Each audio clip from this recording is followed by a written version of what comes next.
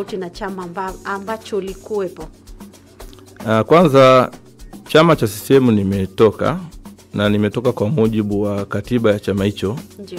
Katiba ya chama hicho inatoa fursa kwa mwanachama kupitia ibara ya 13 kifungu kidogo kimoja mabano A na F, kinamruhusu mwanachama yoyote kuondoka katika chama. Sasa mimi nimetumia kifungu hicho cha kujiunga na chama chochote cha siasa. Ukijiunga na chama chochote cha siasa, automatic chama hicho cha Mapinduzi unakuwa umetoka. Kwa hiyo kujiunga na ACT ni automatic nimetumia kifungu hicho cha kujiunga na chama chochote cha siasa. Kwa hiyo niko ACT Wazalendo kuanzia sasa. Kwa nini sijajiunga na chama kingine?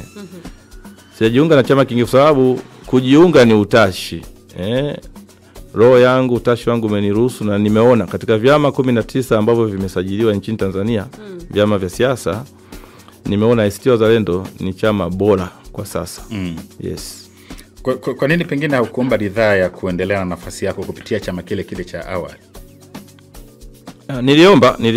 Niliomba, utakumbuka baada ya kuvunja baraza la madiwani, pia tuliingia kwenye mchakato wa vyama kutafuta mgombea. Chama cha Mapinduzi kina utaratibu wa kura za maoni. Kwenye ushiriki wa kura za maoni nilichukua fomu ya chama na nikaomba kushiriki kura za maoni. Sasa kwa mujibu wa taratibu za vikao, ziliona sina sifa za kushiriki kura za maoni na jina langu hakaweza kurudishwa. Lakini pia binafsi nilikuwa bado na utashi wa kuongoza wananchi wa kata ya Kitangiri, na kwa sababu ya sheria na ruhusu na inaelekeza huwezi kuwa kiongozi wa dola pasipo kutokana na chama chochote cha siasa. Kwa hiyo fursa niliyopata ni kwenda vyama vingine ambapo tofauti na CCM, na jicho langu likaelekeza kwenda ACT Wazalendo. Tuliona wakati, nakumbuka miongoni mwa madiwani ambao kwenye ule mchakato wa watu kuinguliwa, tuliona taarifa mtandaoni watu wakiandamana wakishinikiza kurejeshwa kwa jina lako kupitia Chama cha Mapinduzi.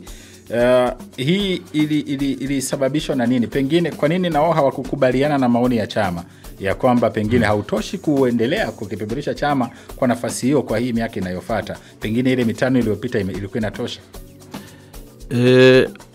Baada ya mimi kukatwa au kuenguliwa katika ushiriki wa kura za maoni kupitia Chama cha Mapinduzi, taarifa hizi ziliwafikia wananchi. Sasa kwa taratibu ya kawaida wananchi nafikiri hawakuridhishwa na matokeo hayo. Na ndio maana waliona hatua ya kwanza ni kufanya maandamano, na ni kweli walifanya maandamano kuelekea ofisi za CCM mkoa kuwaeleza hitaji lao ni lipi. Na walibahatika kuonana na viongozi na wakawaeleza, na viongozi waliwaahidi kwamba kweni na amani, huyo mgombea au huyo mwananchi mnayemhitaji atarejeshwa. Kwa hiyo wananchi baada ya maandamano walirudi kwa furaha wakiamini jina litarejeshwa. Lakini haikutosha. Hata mimi baada ya kuona, mimi niliridhika na matokeo sababu ni maamuzi ya vikao vya juu. Lakini niliuona waraka kupitia mitandao ukisema walikuwa madiwani wote na wameomba ridhaa ya kuomba tena. Basi waraka ule ulielekeza madiwani wale wote warudishwe washiriki kura za maoni. Baada ya kuona ule waraka nilazimika kwenda ofisi ya mkoa. Mimi mamlaka yangu iko mkoa. Diwani mamlaka yake kwa kupitia Chama cha Mapinduzi, mamlaka ya diwani iko mkoa. Kwa hiyo nilikwenda mkoa kuonana na katibu wa mkoa kumwelezea nimeona waraka na unanielekeza au unanitaka nikashiriki kura za maoni za Chama cha Mapinduzi. Katibu alisema nimeona na nimeshatoa maelekezo wilayani kuwa na amani utarejeshwa, lakini siku moja, siku ya pili, siku ya tatu mpaka ushiriki wa kura za maoni unafanyika jina langu alikuweza kurejeshwa. Hapo mimi kitu ambacho nimezungumza mwanzoni Donald, kwamba mchakato wa ndani unaona kwamba huyu pengine anatosha kuwakilisha chama na huyu pengine hatoshi. Kipi ambacho uliona kwamba tayari chama kimeshaona kwa sasa hautoshi, binafsi wewe ukaona unatosha kuendelea kuwatumikia wananchi? Kwanza najitambua. Mwanadamu kosa uwezo wa kujitambua ni tatizo. Najitambua na nakumbuka nilichokifanya kwenye jamii. Kwa hiyo kwa yale niliyofanya sijafanya mazuri 100%, lakini nimefanya 1% kubwa mazuri. Kwa hiyo niliamini kwa yale mazuri ninayofanya, na ukirejea historia ya kata ya Kitangiri kupitia madiwani 6 wao watangulizi wangu, mimi naamini nimefanya zaidi yao. Kwa hiyo hilo tu linanifanya na kunipima mimi na nafasi ya kuendelea kuongoza kata ya Kitangiri. Hata umri bado unanipa, nina nguvu bado za kuiongoza Kitangiri. Yes. Kuna mwananchi mmoja anakusikiliza sasa hivi, najiuliza umefanya vitu gani? Kwani kusikiliza kwa mara ya kwanza leo. Na mimi ndio nitaka kujua hapo. Before hatujaja kwenye swali letu kwa nini wewe ulikuwepo madarakani hiyo miaka 5. Ni yapi ambayo yanakupa nguvu ya kuona kwamba nikirejea tena kuomba udiwani kupitia chama kingine bado wananchi wataniamini, tofauti na hayo pengine ulioyakuta kwenye kata ya Kitangiri? Wakati tunafanya kampeni za Chama cha Mapinduzi 2020, wakati tunainadi ilani yetu, tuliahidi mambo mengi ya kufanya. Na mimi ndani ya kata kuna mambo niliahidi, ukizingatia sekta ya afya nilitoa ahadi, sekta ya elimu nilitoa ahadi, lakini hata sekta ya miundombinu pia tulitoa ahadi, na kote huko tumefanya na kwa kiwango kikubwa. Tuanze kwenye sekta moja moja. Kwenye afya uliahidi nini? Afya nini? Yes, unapokuwa kiongozi unaposha pia kuwa na jicho lako. Historia ya Kitangiri 2020 hatakuwa na zahanati hata moja. Sasa baada ya kuingia nikasema nitaanza na afya kwanza. Kwa hiyo nikasema nitapambana kuhusiana na afya. Maana yake nini? Tupate zahanati, baadaye tupate kituo cha afya. Sasa wakati huu nilipofika kwenye baraza, kwa sababu nilikuwa ni mgeni, ndio na kuwa diwani. Kwa hiyo baada ya kufika kwenye baraza nikaangalia mazingira, nikaona zahanati itapatikana ila sio leo. Zahanati ni mchakato. Kwa hiyo baada ya kuona zahanati ni mchakato, cha kwanza kabisa nikasema kwa kuwa Mungu amenijalia nina uwezo wa kutoa ambulance kwa ajili ya kusaidia wananchi, basi nilete hii mobile dispensary kama zahanati, hii ambulance. Kwa hiyo nikasema nitajitolea ambulance kuanza kuwasaidia wananchi kwenye sekta ya afya. Kwa nini? Nitakuwa mgonjwa, mtu yoyote, mwananchi yote mwenye dharura ya kiafya, gari ile itamchukua na itamuwaisha hospitalini. Ni kama zahanati ipo karibu kuliko ambavyo sasa. Kwa hiyo nilianza mimi binafsi kwa kutoa ambulance kwa ajili ya kwa support wananchi wenye changamoto ya kiafya. Na hii nilifanya kwa gharama zangu 100%. Kwa hiyo mwananchi yeye ni kupiga tu simu. Wewe ni kupiga simu itapokelewa na huduma itafika haraka sana. Haijalishi muda gani, na bahati mbaya sana ilikuwa pia haijalishi ni wakati gani. Gari ilifika. Hizi kata za jirani zote tumezihudumia na tumezihudumia bure bila kujali. Haujazi mafuta ya kuhusu kabisa. Wewe unahusiana na vocha yako tu, piga simu, namba tumeiweka kwenye magari, piga simu, huduma itafika, utawaishwa hospitalini na utapata tiba, na ikiwezekana tutachangia kidogo gharama za matibabu ya awali. Hilo lilikuwa wazo la kwanza kabisa. Hiyo kwa ni wazo la kwanza. Kwa hiyo sekta ya afya nilidhibiti katika mazingira. Sasa wakati ambulance inatusaidia, ajali zinatokea, gari inakwenda inachukua majeruhi na muwaisha hospitalini, watu wana faint kule, watu pressure. Kuna watoto wa shule walikuwa wanapata shida, wanaanguka kwenye miti huko shuleni wanacheza, tunapigiwa simu kwenda namchukua mtoto na muaisha hospitalini. Tumeenda hivyo wakati wote tunapambana na nini? Na kuleta zahanati. Sasa tukafaulu tukaleta zahanati ya kwanza ambayo iko Mihama. Tunao zahanati na mpaka sasa imekwisha anza kazi, inafanya kazi. Lakini tunao zahanati moja na changamoto, iko viwanja vya Mzendege, hiyo bado ina changamoto. Lakini pia tuna kituo cha afya kiko ofisi za mtendaji.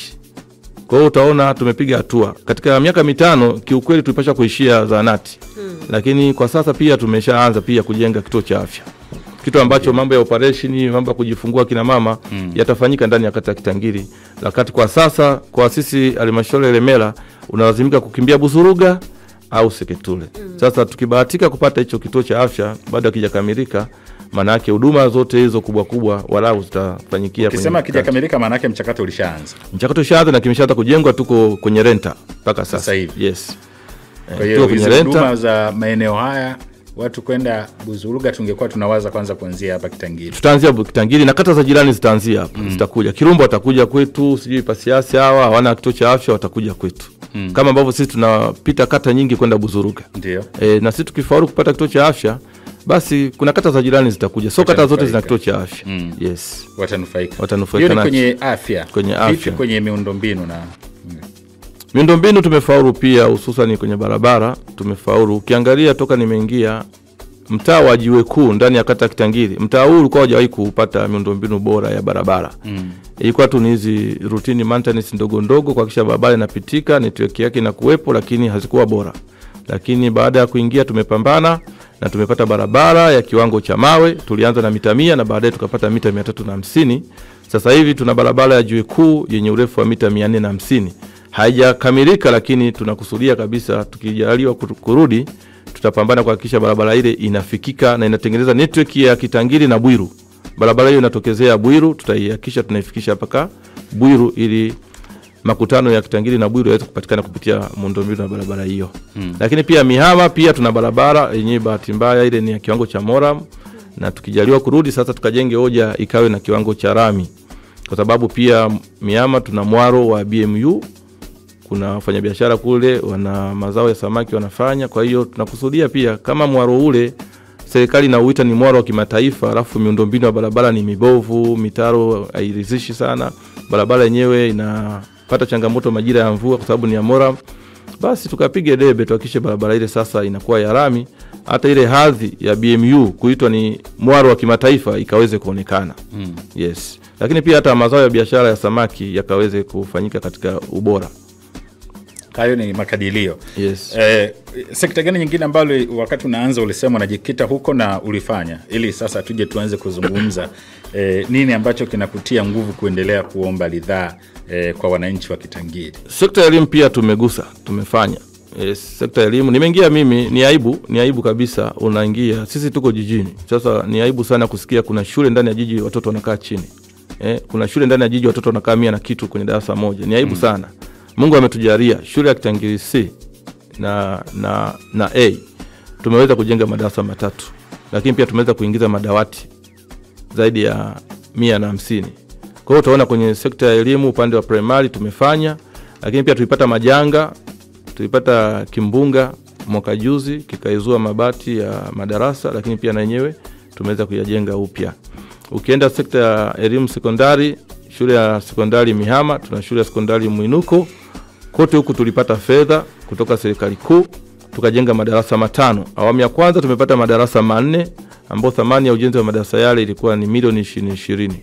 Maelekezo yalikuwa ni kujenga darasa lenye vigae na madirisha ya vioo na madawati 50. Tumefaulu Mihama kuweka madawati 100 kupitia madarasa 2. Tumefaulu Mwinuko sekondari kuweka madawati 100 kupitia madarasa 2. Lakini pia maabara nazo pia tumeweza kufanikisha Mihama pamoja na Mwinuko. Lakini hata kwenye eneo la vyoo tumeweza kuongeza matundu ya vyoo katika shule hizo zote. Uhitaji wa matundu ulikuwa ni mkubwa kulingana na uhitaji, kwa hiyo tumeweza kuongeza matundu ya vyoo kupitia wafadhili mbalimbali. Tulikuwa na wafadhili tuliopata kutusaidia kutengeneza matundu ya vyoo kwenye eneo la shule za sekondari, lakini pia hata shule ya primary Mihama nayo tumeweza kutengeneza matundu ya vyoo pale, na shule ya Kitangiri B primary nayo tumeweka matundu ya vyoo. Kwa hiyo kwenye sekta ya elimu pia tumejitahidi kwa kiwango hicho. Mihama pia sekondari tumefaulu kupeka madawati 150. Watoto walikuwa wanakaa chini. Hawa walioingia mwaka huu pia walikuwa hawana sehemu ya kukaa, lakini tulipata madawati 150 katika uhitaji wa madawati 180. Kwa hiyo tuna changamoto ya madawati 30 ambayo nayo ni nyepesi sana kuitekeleza. Kama tumeweza madawati 150, 30 ni rahisi sana kuyafanikisha. Kwa hiyo kwenye sekta pia hiyo ya elimu tumefaulu kwa kiwango hicho. Masuala ya ulinzi na usalama, kwa sababu ili watu waishi eneo ile, jambo la muhimu ilikuwa ni usalama kwanza. Masuala ya ulinzi na usalama, mimi ni kiongozi mkuu wa kata kwa mujibu wa sheria, lakini pia ninao idara ya ulinzi na usalama, wapo watendaji wangu. Mwenyekiti wa kamati ya ulinzi na usalama ni mtendaji wa kata, na katibu wake ni ule polisi mkaguzi, polisi kata, ndio katibu wa kamati ya ulinzi na usalama. Kwa ukweli wamefanya kazi nzuri sana katika kipindi changu, wamesimamia eneo la afya pamoja na la usalama, pamoja na wenyeviti wa mitaa kwenye maeneo yao ni viongozi wa kamati hizo. Kwa hiyo kwenye eneo la usalama kiukweli Kitangiri imetulia na machafuko hakuna kabisa, amani ni kubwa sana. Wewe ni kiongozi ambaye unaomba ridhaa kwa ajili ya wananchi, na jambo lolote linalofanyika wewe ndio sauti ya wananchi. Kwenye hii miaka 5 iliyopita umewezaje kusimama kama sauti ya wananchi wa Kitangiri, na ni mambo gani ambayo umeyafanya kuhakikisha kwamba kweli leo hii umeisimamia sauti hiyo na sauti ya Wanakitangiri inaweza ikawa inasimama na wewe pengine hata kwenye mchakato wa uchaguzi ambao unafuata? Kwa ujumla naweza nikasema nimejitahidi kufanya majukumu yangu kama diwani, lakini pia nikafanya majukumu kama mimi.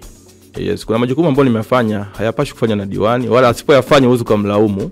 Kwa mimi nimeyafanya. Kwa hiyo nimefanya zaidi ya diwani. Nimewawakilisha wananchi inavyopashwa, nikajitahidi kwa kiwango kikubwa, siwezi kusema asilimia ngapi. Ndiyo. Lakini nimejitahidi kwa kiwango kikubwa, na achilia mbali na changamoto hazikosi. Nimefanya kazi katika mazingira ya changamoto nyingi sana. Sasa nikijipima kupitia changamoto na nilichokifanya, mimi naona nimefaulu sana. Yes, kama ningekuwa dhaifu sana kwa changamoto nilizozipata, mengi yasingefanyika. Kwa hiyo baada ya kuona jicho la wananchi na wao ndio wamenifanya niwe pale, basi nilifanya juu chini kuhakikisha nafanya kazi kwa mujibu wa sheria, lakini pia nawatendea haki wananchi, kwa sababu mimi ndio mwakilishi namba 1 ndani ya kata wa wananchi. Kwa hiyo wananchi jicho lao ni mimi na mimi jicho la wananchi. Unaweza kutanabaisha hayo uliyofanya kama diwani na ambayo uliyafanya kama binafsi kama Donald? Kama nilivyosema kwenye ilani, tulitekeleza yale ambayo nimeyasema. Kwenye miundombinu nimesema, kwenye afya na elimu nimefanya, lakini upande binafsi kama mimi nimekuwa karibu sana na wananchi wangu. Kwa hiyo imenipelekea pia kupendwa na wananchi, kwa sababu sikutaka kubadilika. Shida ya hivi vyeo, unaweza kupata cheo alafu wanakupenda wewe ndio unasema kwamba wananchi wanakupenda. Tunapendana. Nimeona wananipenda na mimi nawapenda. Kwa hiyo hata nikiruhusu simu hapa za wanakitangiri wanaweza kudhibitisha hayo wanayosema. Watathibitisha. Watathibitisha tu, kwa sababu na waonyesha jinsi gani nawapenda na wenyewe wananionyesha jinsi gani wananipenda. Okay. Yes, na wewe mwenyewe umesema itokea maandamano, utaona ni dalili za kupendwa. Wewe watu wakaandamana kama yani mtu anaacha shughuli zake, biashara zake, afu anaandamana kwa ajili ya mtu ambaye sio ndugu yake, sio rafiki yake. Kwa sababu kwa hiyo andamana wale ambao pengine tunafahamiana moja kwa moja, unaweza kukuta 6-7. Lakini asilimia kubwa hatufahamiani, pengine wafahamu kwa sura tu. Mtu anaamua kuandamana, ni upendo ule. Ni upendo wa dhati. Mpaka hapo unapata swali kwamba pengine nguvu ya wananchi ndio imekufanya urudi kwenye siasa, kwa sababu kwa maelezo yako ya awali ni kama ulikuwa umekubaliana na hali. Hivyo ninafikiria kwamba wananchi ndio wamekuwa pia sehemu ya wewe kuendelea na siasa kupitia ACT Wazalendo. Wananchi ni sehemu kubwa. Sisi tulipokuwa Chama cha Mapinduzi tulikuwa tunaheshimu maamuzi ya vikao vya juu. Sasa maamuzi ya vikao vya juu yakikuona huna sifa au ufai, inabidi ukubaliane na maamuzi ya vikao vya juu. Sasa chokochoko hili leto na wananchi. Wananchi hawakuridhika na maamuzi ya vikao vya juu. Na ukiangalia tunakosea sana. Sheria zetu zina mapungufu. Kiongozi ngazi ya kata anaenda kuwatumikia wananchi. Kwa hiyo alipaswa kuchaguliwa na wananchi moja kwa moja. Na hata unavyosema kura za maoni. Sasa maoni wananchi wamesema tunamtaka huyu, afu nyinyi mnamkataaje? Na wananchi wanaoenda kuongozwa wanasema huyu, wewe unasema huyu hapana tunamtaka. Kwa hiyo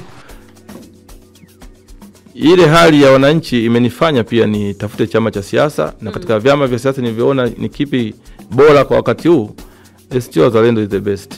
Wakati nazungumza na Yusta na mweleza ujio wako hapa, kuna kitu akawa ananieleza kwamba amekuwa akisikia kwamba Kitangiri diwani aliyekuwepo kazi yako ni kupiga simu, uwe unahama, uwe una harusi, uwe una msiba, uwe una jambo lolote, wewe kazi yako ni kupiga simu, maana yake usafiri utaupata. Nikawa najiuliza inawezekanaje? Nikasema moja ya swali ambalo nitakuuliza ni hilo. Umewezaje? Je, ina uhalisia kiasi gani? Uliwezaje na ulikuwa unaitoa huduma kwenye misingi gani kama diwani? Watu wa imani wanasema kutoa ni moyo. Na mimi nilikalkulate muda wa utawala wangu kwamba endapo nitajaliwa na Mwenyezi Mungu kuifikisha miaka 5 nikiwa ndani ya madaraka, na ninakusudia kutoa huduma hii, nitaimudu.